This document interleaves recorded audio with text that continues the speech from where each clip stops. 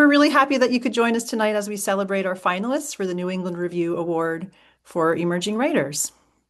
So this award is given every year to one emerging writer who is published in the New England Review, and we've been doing this since 2015. For this award, emerging writer is defined as somebody who has not yet published a book, and in this case, also somebody who has not previously been to the Breadloaf Writers Conference.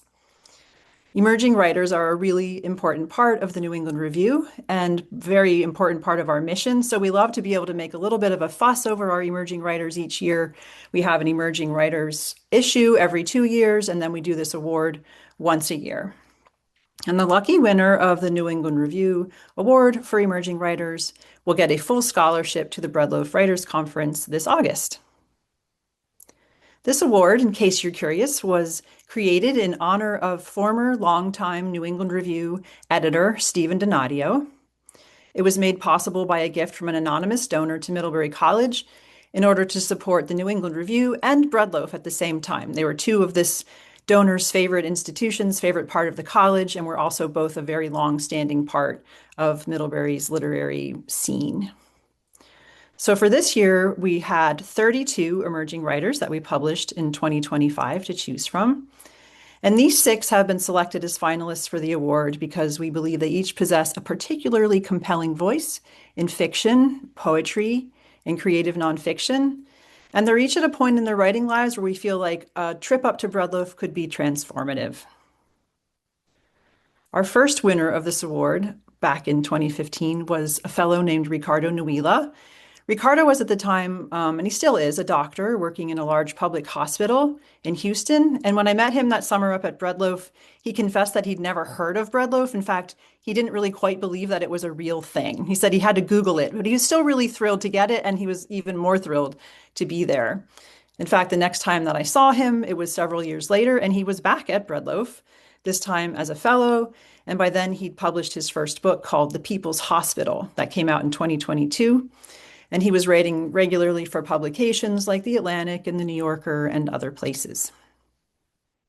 Other past winners include some brilliant poets, Hai Dang Fan, Devin Walker Figueroa, and Annie Wenstrup, to name a couple, the nonfiction writer Jennifer Stock, and fiction writers Kusiso Ogweze, Alan Rossi, and Leslie Bizet. Leslie actually was a finalist for the award twice, and I'm happy to say that her first novel is coming out this year in August. It's called Mia, and I think you'll love it. So that's just to name a few of the people who've been the winners since 2015. But also among our previous finalists are a number of writers with recent books. You may have heard of some of them. If not, you'll hear of them now. They are among them Rob Franklin, author of Great Black Hope, Raven Leilani, author of Luster, Celeste Muhammad of Pleasant View, Genevieve Plunkett, another Vermont writer. She's the author of In the Lobby of the Dream Hotel and another book. Also, Young-Hae Che, she wrote Peng-Jong Matcha People, which is coming out this year. Maxim Matuchevich, his book Six Trains of No Return will be out this fall. And Isle McElroy, the author of People Collide and the Atmospherics. And one more I'll name Samyak Shurtak, whose book is called No Rhododendron. So our finalists and our winners are awesome writers. They often go on to do lots of cool things after they're named the New England Review Award finalist. So we're very proud of them. And we're very proud of all 6 of our finalists tonight. I'll say their names again. They're Michael Carson, Joel Cuthbertson, Tom DeBeauchamp, Abigail Dembo, Maja Lukic, and Paul Ukrainets. And it was a miracle of scheduling that Leslie was able to pull them all together tonight. So thank you, Leslie, our managing editor, who's going to be doing all the Zoom tech.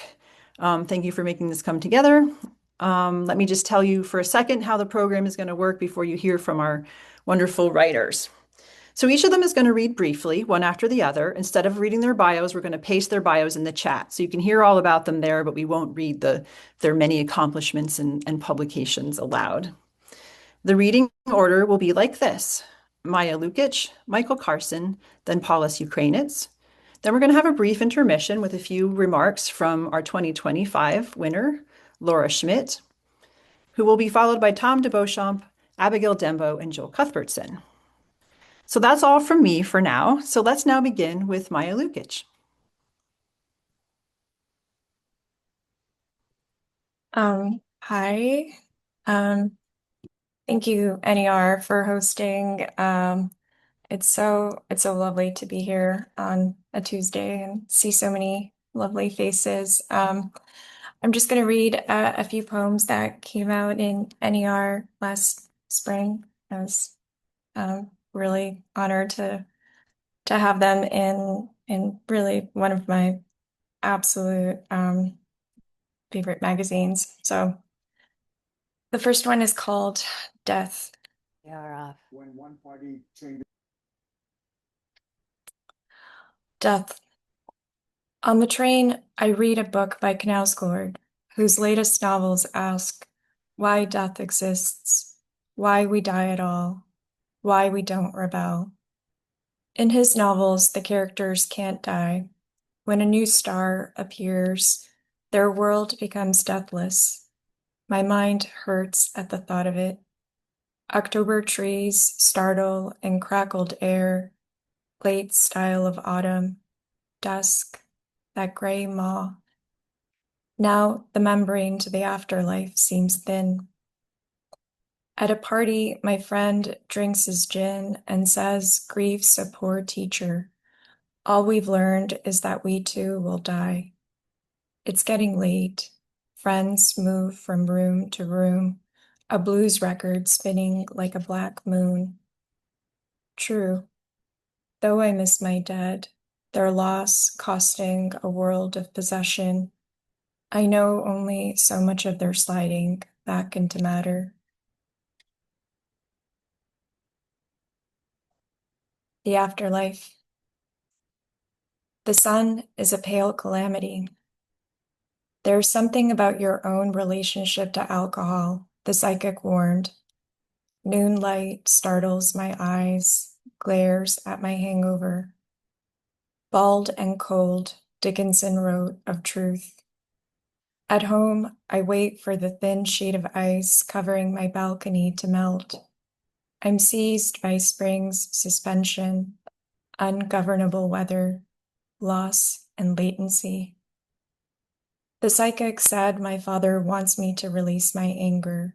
He can accept in the afterlife what he could not hear in the before life. Bald and cold. It's not only the dead who cross over, take new shapes. Forced to molt, I molt. And I have one more poem, and it's called Needles. All week, I study syringes into tiny vials, then slip thin needles into my stomach, pressure the clear liquid in. I do this twice a day for many days. I do this for a future child I may never want. I bleed a red balloon, and a burning sings along the surface, or nothing happens.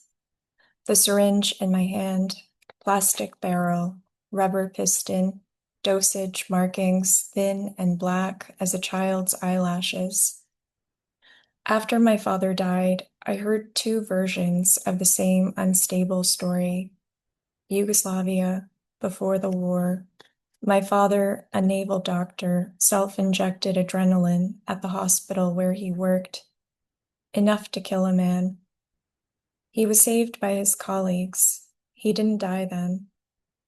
Now this winter dark presses against my windows to leer at my bruised stomach. His friend said it was a death wish. My aunt said no, my parents staged it, a dangerous plot to leave the military before the war.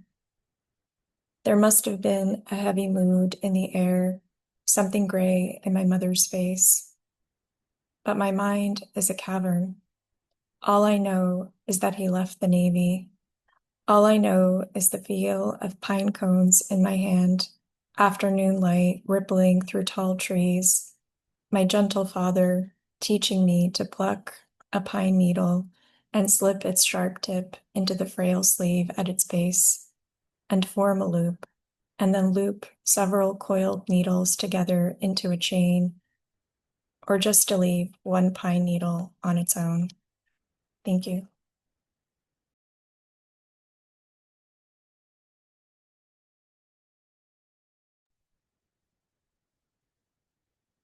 That was awesome. Thank you for that. Um, I'm Michael, and yeah, my essay that I'll be sharing with you is also connected with some pine needles as well. So I love that the kind of the movement there. I also want to, before I start, thank you, Carolyn, Leslie, for everything, editing the whole process, and also Simone, if she's out there for that interview. I had a lot of fun doing that. So I just want to point that out. Okay, so mine is an essay about a swim I took from Spain to Italy, and essentially, I didn't actually swim the whole way. I kind of stopped in different little spots along the way, but I did it in honor of Franz Kafka, who always wanted to swim across Europe and never had the chance. And so I'm going to read the opening for you, and I begin with a epigraph, which is a moment from his diary uh, on the day that World War I started. And it's a pretty famous entry. August 1914, Germany has declared war on Russia. Swimming school in the afternoon. My friend texted back just as I reached Finisterre after a 7-hour drive from Madrid.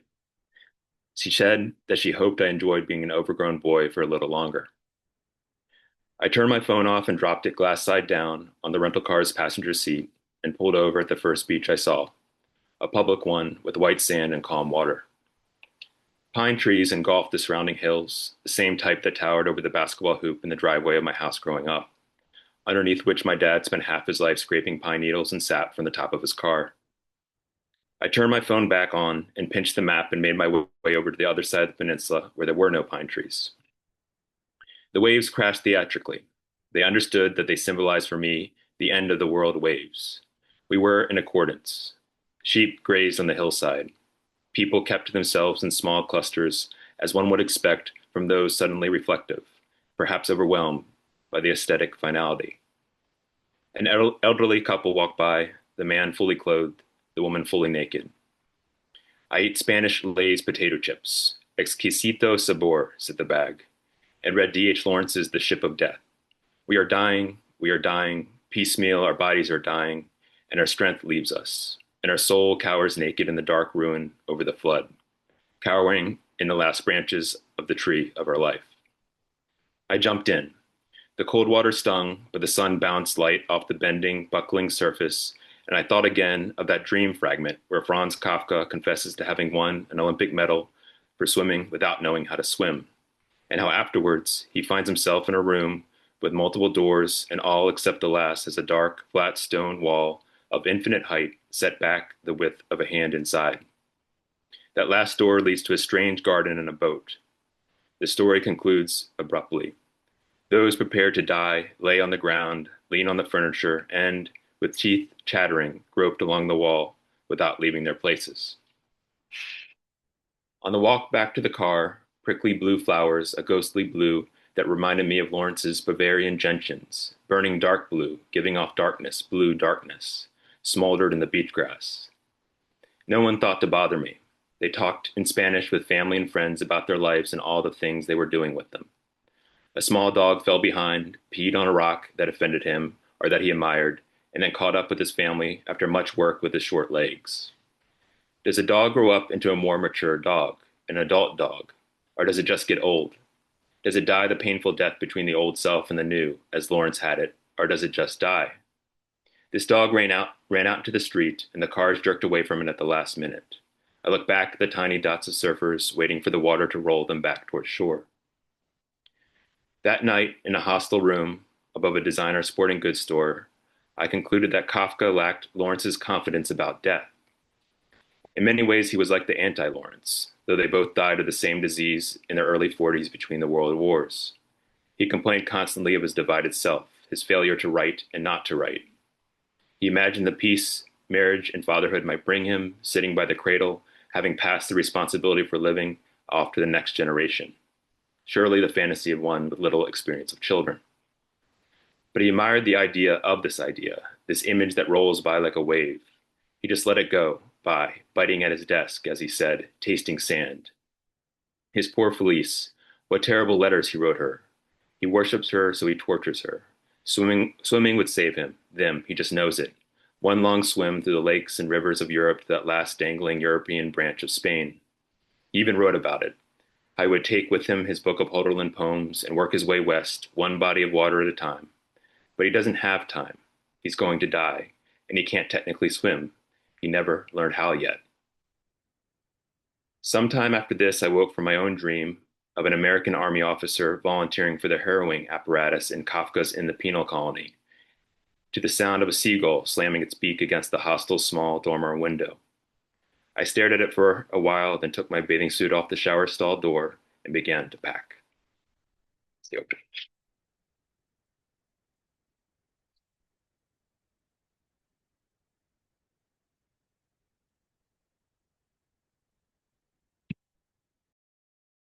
Oh, wow. Thank you so much, Michael and Maya. That was beautiful. Um, I'm Paul. Thank you for letting me read at this thing and for publishing my poem. Amazing, brilliant folks at NER. Um, I will likely read between 4 to 6 poems, but they're all pretty short. Maybe I'll just settle on five, and I'll close with my poem that's in the NER double issue, which has half of it is by writers who haven't yet published a book, which I think is very cool and rare. So y'all should definitely check it out and subscribe to NER because they're amazing. Okay. This one's called Making Things. I am making my car make do with a little gas. I am making a bunch of confetti from crying into tissues and throwing them up in the sky. I am making D warmer by being one of the spoons. I am making D sadder sometimes by being around. I am making my money empty by forgetting to eat and hurrying. I am making a string of short sleep into function through walking the block in the morning. Making Elle miss her train by sobbing down the phone. Making the train appear by having ears for the blast of its horn. Making love appear by practicing it. Making pain appear by pushing and pulling close to another person, half zipper, half weight. This one's called Midsummer, and I am have an ongoing project where I'm emulating or attempting to emulate Bernadette Mayer's Midwinter Day form, where she just wrote the whole book sort of over the course of a day. I do not have that kind of stamina, so this is just from a day in the summer. Elastic taffy of jam and meringue, birds' arrows mirrored by water bugs, yellow flowers with dresses on, low walkways of blackberry bramble. Loneliness, come to me, like the loyal dog you are. How to confirm where this or that hurt comes rolling in from? Woman and blanket of arms covered in small hair strokes, curls of oil paint laying a grid on linen, coral growing out of a teacup found on a wreck, then reinterpreted with enameled aims. Through a gap in the table's trim, Ai Weiwei locks eyes and brushes on the glue. A woman angles her arm in different directions for a selfie. The bathroom wall sign says Free Palestine while Israeli soap sits on the sink. The fireworks rattle off the road and the animals go wild, subdued. Some celebration of staying passive long enough for pyrotechnics against cloud cover, shot in little glimmers. The steady feeling of triteness in elaborating on the violences that prop up the parade, the shows, the little checks, the mobile cop precinct having a picnic 2 blocks over. Maybe the trite things are worth saying after the brick flies from the hand. This one is called Art from the Artist.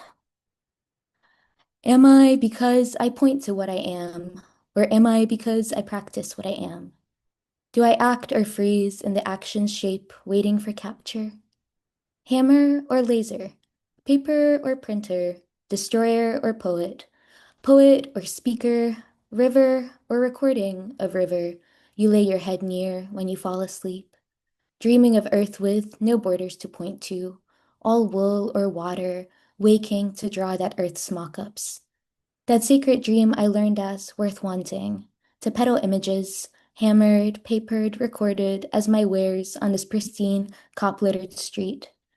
A dream with nothing changing in it, where I'm just pointing and saying and turning, the wheel, the posture, the line of sight. Okay. Um, 2 more. Meaning making. An architect stacks their memory bricks into walls. Inside the walls lives a day. The architect lives in the day until the mortar dries, then moves on. It is simpler to forget when you are always inside something new. The mortar is mixed from the small days not worth remembering and water. Because it contains water, the mortar will one day rot. Flies circling the home you once loved, then decided to outgrow. The architect and their vesseled footsteps have decided to never stop growing, not even for a day.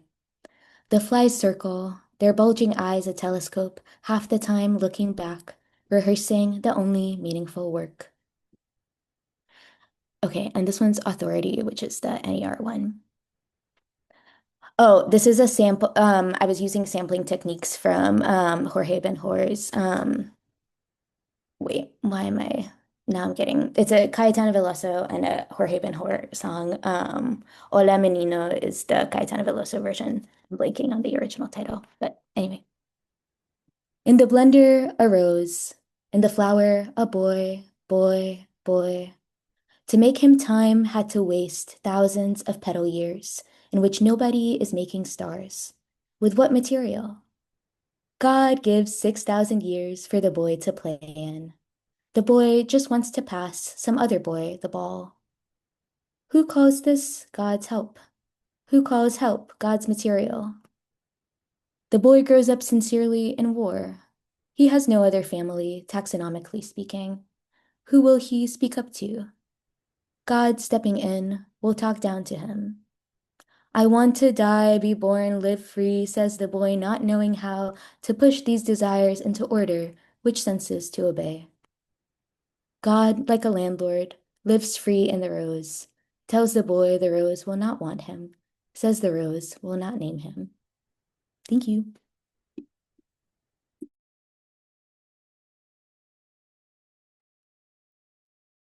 Thank you so much, Maja, Michael, and Paul. It's really lovely to hear you read the works that we've spent such a good amount of time pondering while we put the issues together.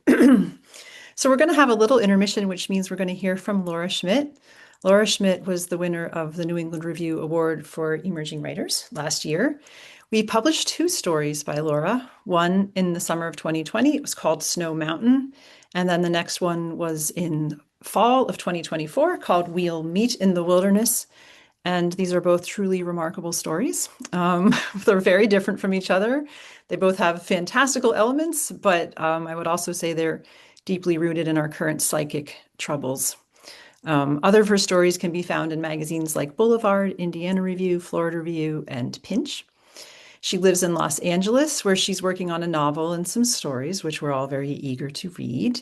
She was a finalist for this award, actually, back in 2021, and then she was the winner of the award in 2025. So, Laura, would you like to come and tell us a little bit about your experience? Thank you. Thank you so much, Carolyn. I am just so happy to be here with all of you celebrating these amazing writers and listening to their fantastic work. Like, what a pleasure. As Carolyn mentioned, I'm just going to talk very briefly about my experiences last year winning the award and then going to Breadloaf. I think the story that Carolyn mentioned, We'll Meet in the Wilderness, was incredibly difficult for me to figure out. And when I did figure it out, for a number of reasons, I was very concerned that it wouldn't actually find a home for publication. And so getting the yes from the New England Review was really huge just on its own. But then for it to go on and win the award, I think for me at the time, it was, I was incredibly happy about winning the award, but I felt this huge amount of relief about sort of feeling like, okay, well, maybe this direction that my writing has taken can actually like connect with people in a meaningful way. And that was really validating for me, and also helped me gain some confidence in terms of like the direction I think I was heading as a writer. Breadloaf is an incredibly intense experience, I would say. For those who don't know, it's sort of 10 days in the woods of Vermont with like a couple hundred other writers just doing like writery things all day, like truly from morning until whenever you decide to stop. the opportunities for learning are, I mean, it's truly just like a wall from the moment you get up until whenever you fall asleep. So it's hard to pace yourself. It's hard to sleep at prep loaf. It's just kind of, it's a crazy, wild experience. And I think that one of the things that the conference prides itself on is being sort of like a place for learning. Like you're definitely experiencing a lot of writing. There's a lot of there's just wall-to-wall readings and things like that. But the thing that I think I've really taken away from it is I learned a lot about sort of publishing, and you can talk to agents while you're there. And those conversations have really sort of I've carried into the post-conference work that I've been doing with my manuscript, which has been really, really helpful. And I think also just, I mean, obviously you also learn a lot about your own writing and the writing of the amazing participants that are there. I mean, I think that the things that people think about with are all true. You know, they're fantastic faculty and extraordinary programming, but they're all taking place in this really powerful social environment. And so the other thing I would say is that the relationships I made at Breadloaf, like these people have really become a huge part of my writing life, which I think is just like a priceless, invaluable thing. We are helping each other with applications and reading each other's work and in each other's lives. And I think that that is something that I really cannot sort of quantify in any way. So it has, as Carolyn said, it was a truly transformative experience for me. And I think the through line for all of this is just what it's like to be supported and encouraged by a literary magazine like the New England Review. I like the amount of gratitude I have for Carolyn and Emily and Ernest and Leslie and Mary Heather and just the staff there, their incredible professionalism and respect. I'm just incredibly grateful for, along with the Breadloaf Conference itself and the benefactors of this award. It's really just truly an amazing opportunity. So I wish all of the finalists the best of luck. Congratulations on being named finalists, and thank you so much for listening. Thank you, Laura. Appreciate all the love you're sending our way. And it really is a transformative experience up there. It's different for everybody. I think it sort of depends on where you are with your writing life and what you're looking for, but there's definitely something for everyone up at the Writers' Conference. So now we're going to continue with our wonderful readings. And next up is Tom DeBeauchamp. Awesome. Thank you so much, Carolyn, and thanks to everyone else who's read so far and who will read after me. It's been wonderful to hear you all, and I'm glad to see everybody's face on the Zoom. I'm going to read the first couple of pages from my story, Certain Galactic Bodies, which was published in this one, just like Maja. I won't say too much about the story, but again, if you like what you hear over these 2 pages, you can get that copy. So this is, again, Certain Galactic Bodies. Though the events leading up to it, even demanding it, are acrimonious to say the least and honestly sometimes violent, imagine plates shattering over the kitchen sink and bare little feet bleeding on the constellation of their fragments. Imagine cops on behalf of the neighborhood shining white lights into everybody's faces to quiet their screams and rageful declarations of hatred. I fucking hate you and love. I fucking love you. The divorce itself, despite all that, settled easily enough. Jerry Ann and Pat are friends again when it's over, with just the one lawyer between them to be paid, whom she pays, and with him re-incarcerated, having only to sign the papers in his cell with his deconstructed prison pen, just the ballpoint tip and the tube of ink.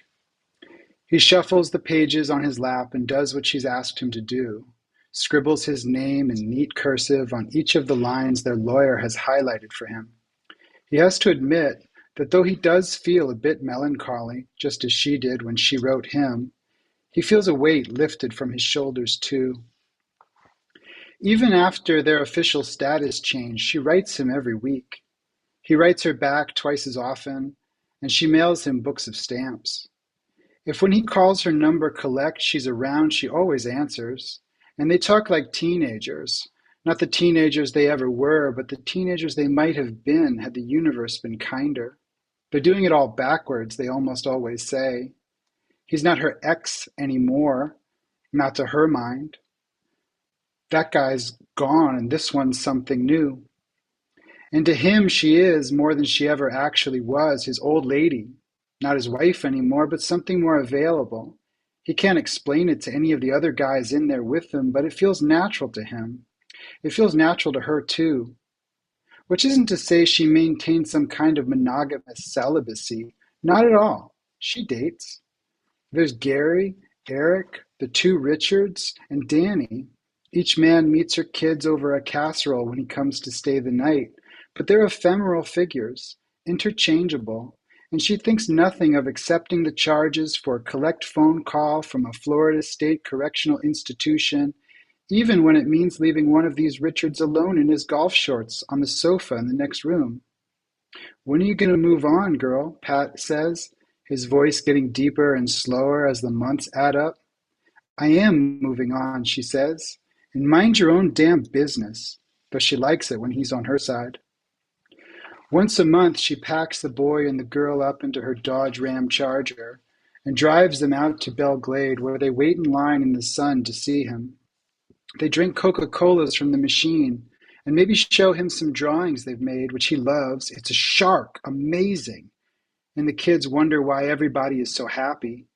The picnic tables are crowded with the families of criminals and villains, and the last thing they want, the boy and the girl, is to be seen as part of that crowd. But that's weekend stuff, the shame and long drives. During the week, Jerry-Ann answers phones for the Palm Beach County clerk. It's work she likes, though in general she likes work. The way her personal problems get lost in the calm focus of filing yellow forms. The office is a tranquil space for her, all black walnut walls and air conditioning. When she gets into traffic in the mornings, it's like she's liberated. She's somebody else, in a skirt and heels and a blouse. She loads up her green screen, sips her free coffee, and answers the incoming calls. Yes, hello, and how can I help you? She's integral to the network of the place, and people like her. But then, like a switch, something changes, and rumors of her husband's crimes shiver behind every awkward silence she walks in on.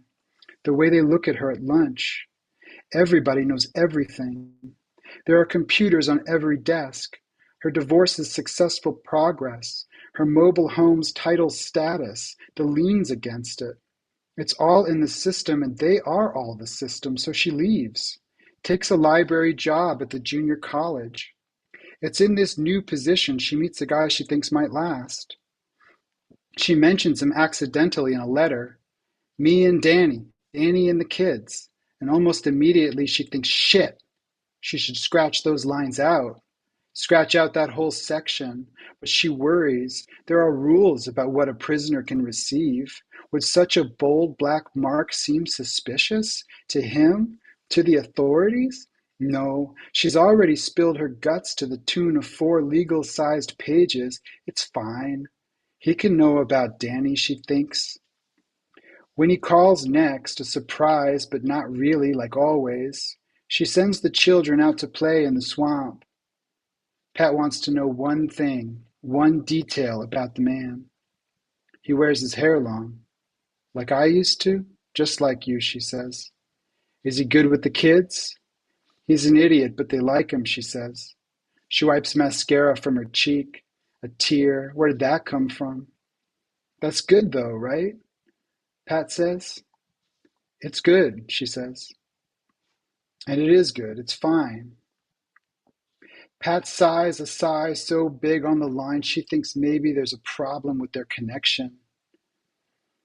He's happy for her, he says. He's always going to love her, and he's sorry for what he's done to her. All the hurt and the embarrassment and the pain. But she wants to tell him, stop it. Stop. That's not how she feels. She feels only the joy of meeting him, of seeing his tall, muscular body shirtless in the street for the first time on the skateboard, grinding that long curb for hours, or his dumb grin when they got married later that year, and the judge said to him, "Will you take her?" And he said, "I do." So she had to say, "You will." "I will," he said. "Yes, definitely I will." Thank you so much.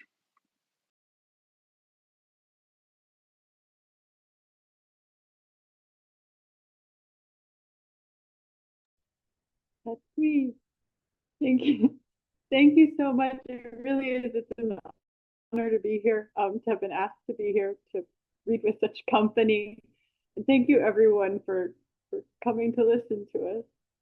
I'm going to read my 3 poems that were published in New England Review in the, whatever, this, I'm living in shadow, as you can tell, in the 46.3-4. But so I will begin with my first poem called The Night and Its Boat.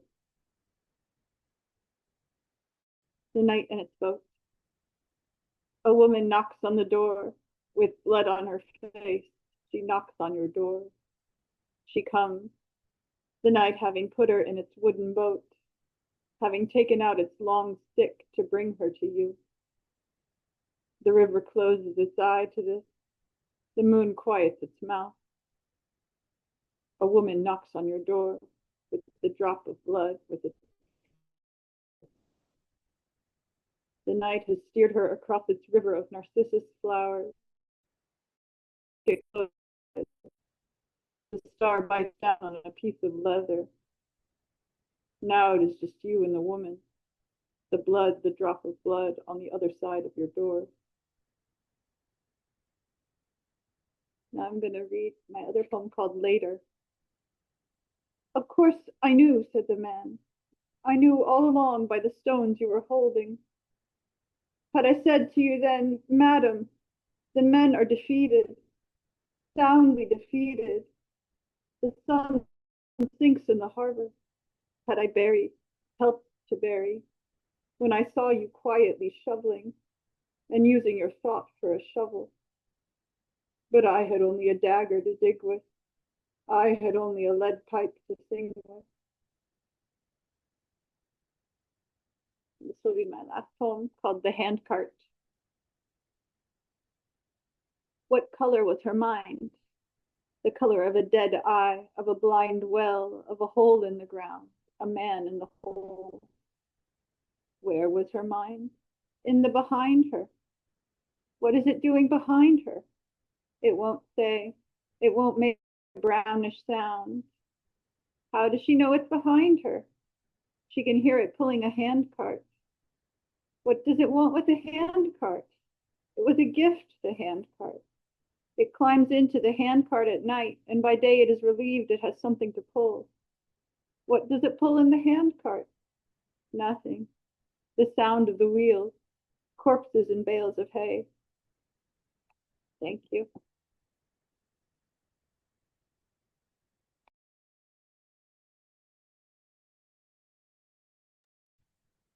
That was awesome. Please don't make fun of my fancy mic. My 2019 Lenovo will explode if I try and use the default systems. I'm going to read from my short story called Family Brief. It's about 3 brothers and their father going across Kansas to collect their sister from, she's returning from war. She's in the U.S. Army. One of the brothers is also a combat veteran. And the story is pretty distant, but toward the end, it kind of explodes into a monologue, which I'll read most of now.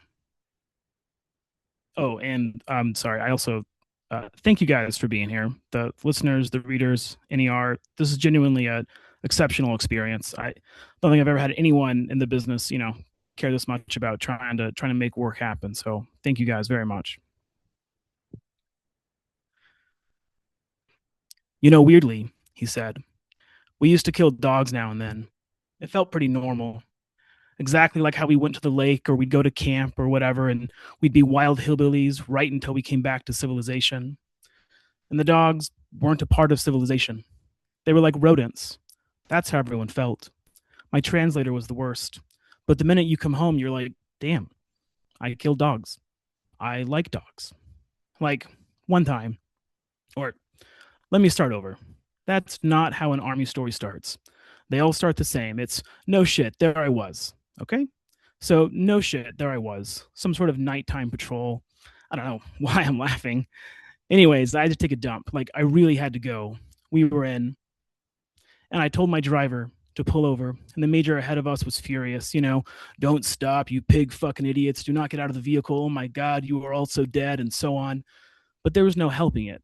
He was a baby about patrol anyway. Never wanted to go out. And that was our only job half the time. Do your job, I'd almost peed myself once that month. A lot of us did at some point, but shitting. So I got out of the vehicle and had my 9mm in hand. I'm squatting with my gun, balls to the cold, geez. I never used to speak like this. I feel like I've been dragged into some sort of caveman routine. Anyways, that night I'm squatting with my gun. The wind throws something against my ass, trash, weeds, I don't know. I remember the brush of it. I jumped. We were being shot at is the short end of things. I heard it after I felt it. I had tissues on me and wiped up, and we got out of there just fine. We didn't really engage, but we were on our way to help some MIT crew. I mean, when Mom told me that the sister was going with a MIT team, I was pretty worried. I've been worried all year. Those were the guys we always rolled in to save, guns hot. I hate that phrase, guns hot. Everything was always fucking hot. It doesn't make any sense. All these phrases are just waiting there for me, fucking cues and lines. There's no way to talk about anything without sounding like voiceover. Anyways, so this night I'm talking about, I was sort of monitoring the extent of my sweat stains. I was the biggest guy everywhere we went. I could tell you how much IV fluid I'd need based on my pit stains. Put that in a fucking movie. Well, we're in, and it's night. I'm done shitting. We've avoided the gunfire, but CIA has called us over to attractive buildings. The CIA. Not that he announces his institution or his position or whatever. We're told it's some CIA guy. He's not in regs and yada yada, The funniest part is how much he looked like someone I'd see on TV, but much nerdier. And an asshole. Anyways, we get to where we're going, and it's the usual issue. A bunch of low buildings with no lights and reports of very bad things and very bad people inside who want to do even more terrible things. They're making IEDs, and they've tortured some local collaborators, and worse, the buildings are a kind of mud concrete, durable but not industrial. Like, I don't know, you've seen a movie. Thick walls. And do you know what a 50 caliber looks like going through those? Because I've sneezed with more effort. A 50 caliber unmakes walls. Like, it doesn't go through anything. It blows them up with lead per millimeter. They shot at us and we unmade them. Like, I'm trying to tell you something without you thinking it's anything but what it is. Bad guys, not good people. Except, there were other people with them, all kinds of people. I mean, we pulled children from that building. We didn't touch them ourselves. We just sat around and cried or puked, or some guys were confused and joked around. I don't know what else we were supposed to do. I had to go in and see who we'd killed. And there's no way for me to say children or a girl, just one little girl, and for you not to picture some glib cable news bullshit that turns her into something less than herself. The CIA guy and our bosses and intelligence from months down the road, like in the future, all assured us that terrorists were now dead and that they'd use a random family as human shields. They hadn't known about the family. Can't you, see the article of that even as I'm saying it? You're reading in your head either a story about casualties or an opinion piece on the unnecessary death of innocents, which is an understatement, a joke. That's just someone getting paid for a word count. I was there. I'm reading the same story. I'm sitting at home a year later reading the same news, and I'm seeing casualties explained, targets explained. I'm reading about myself in a way that is not myself. I don't want to be profound here. I'm saying I'm still getting my head around it, and that we shouldn't expect too much of the sister. She was on a freaking MIT team, dude. She was in people's houses, drinking their coffee and trying to talk the women into telling us which men were sniping police officers at night. She was the people we came in hot to save. She was with the Rangers probably, and with special forces for sure, trying to get the intel that only a woman can get. I know she got blown up at least once in a vehicle train. She'll have a Bronze Star at some point, but she'll also be totally normal. Maybe she's become less and less normal. I don't know. It's a black box, dude. Like, she'll still be such a girl, her princess shirts and stuff, like how people never believe us when we tell them about her. People meet her and don't think she's in the military unless she's in uniform, which is such horseshit. Everyone's in the military, Muslims and rich kids and the Ku Klux Klan and socialists and just so many morons. And yes, girls, God. And I'm just telling you, I'm trying to say I can't explain the reality of whatever without saying, fuck, whatever. I can't. I can't tell you how much I felt for my soldiers who were basically criminals. I mean, I never think about any of this shit. I work, I sleep, I parent. I don't know. I just hope she's okay, I guess. He was crying. There is no sufficient way to talk about an empire from the inside, but we can't say nothing. I love these people, and I hate the war. Thank you, guys.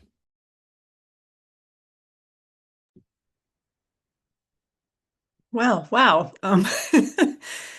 Thank you all for sharing your writing with us once again. We're so proud to have published you in the New England Review this past year, and I'm sure everyone here listening will love to read the rest of these stories and poems on the page.